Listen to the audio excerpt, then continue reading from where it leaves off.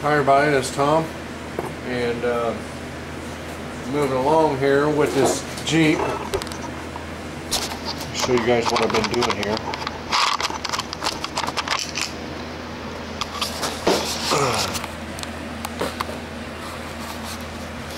Okay, this is my next patch. I got it cut out. I got everything ready. Okay, now you can see I used my flange tool here. And right here we have this piece of structure, pillar, whatever. So it'll be a butt weld right here. And then I went back to the flange there. And then this is the edge of the floor. As you can see, I used rust whatever majigger on it to stop the rust or whatever it's called. Let's see. Converts rust to black primer sealer, One Step by Marhide. Okay, that's what I was using on it. Alright. And then now where it's shiny is where my spot welds are going to be here. So I got 3 coats of that crap on here, and here's my piece.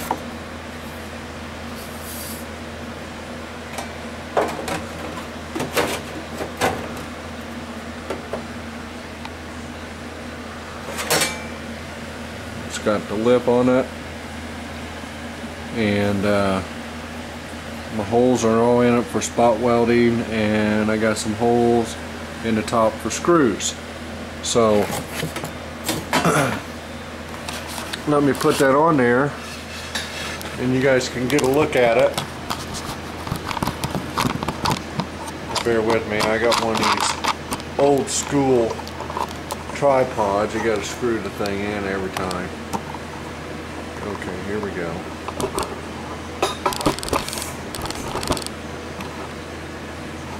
Okay, so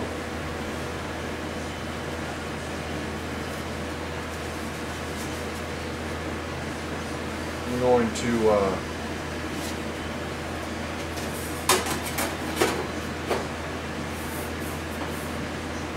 clamp this thing back up here.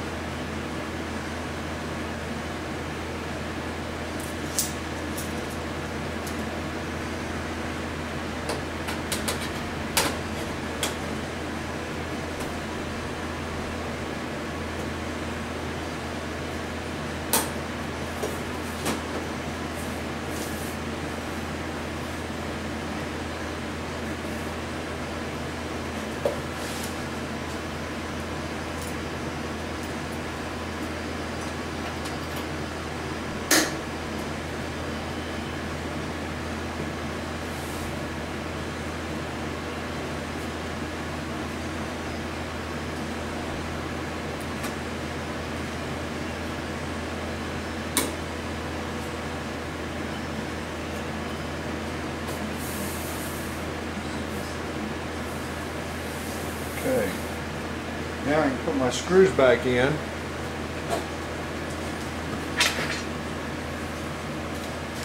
And that'll pull it up tight on the flange.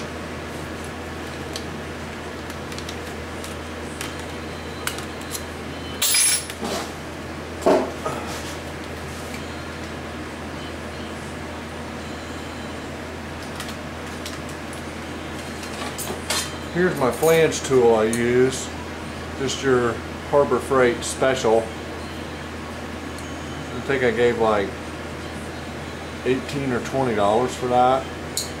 So also has a hole punch in it right there. Okay, now I use these self-tapping screws. Now I use my hole punch in my flange maker to punch this hole in. And the reason why is because I don't want to self-tap through 2 layers of steel, because it'll twist and pucker up and everything else. So what I did was I used my flange tool hole maker, and then I clamped it up here like it is now, and then I used the self-tapping screw to go through the back layer in the flange. That way my metal stayed straight. I set my clutch on my battery powered drill because I don't want to over torque it. I don't want to twist the metal or distort it in any way.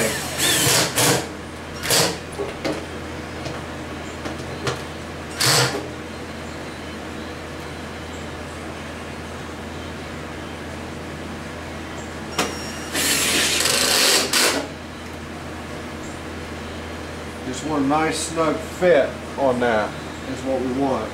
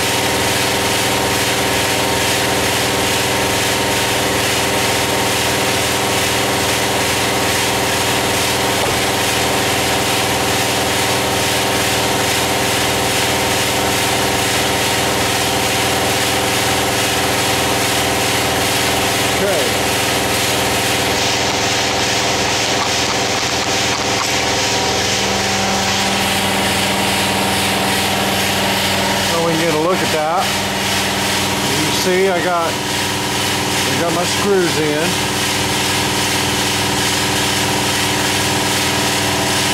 Flush. We got a nice fit.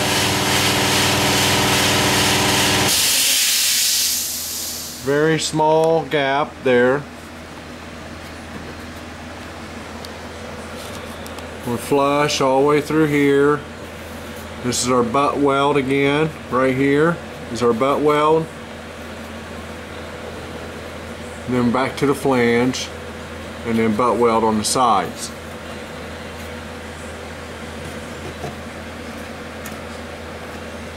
So there it is.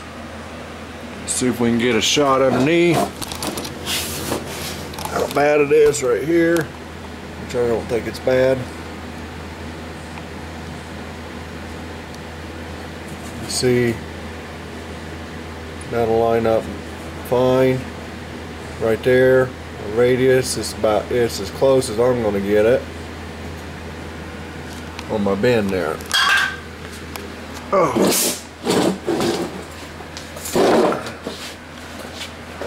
Okay, so we'll get that welded in there. Here's the one from last night.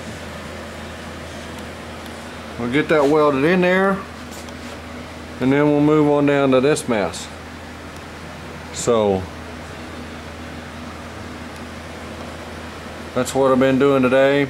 I probably got about, I'm gonna say I got about 4 to 5 hours in that, making that, cutting it out, bending it up, trimming it up, fitting it, putting my flange on, and all that. So probably by the time I get done welding it, I'll have another hour, hour and a half in it. So you know, that's for me anyway, that's a pretty much a full day right there of work. I'm not a professional, I'm not Speedy Gonzalez at it, but there you have it. 90 Jeep Wrangler, another patch. We're gonna have more. We're gonna have at least one there, and at least 1 or 2 more on the other side. So this one here was kind of a big one for me. You know, I had a lot of detail in it. I'm trying to do a good job. I'm really concentrating on this line on the bottom here, trying to keep it straight, because we're not going to put a step on this Jeep. It doesn't have a step on it. We're not going to put one on it.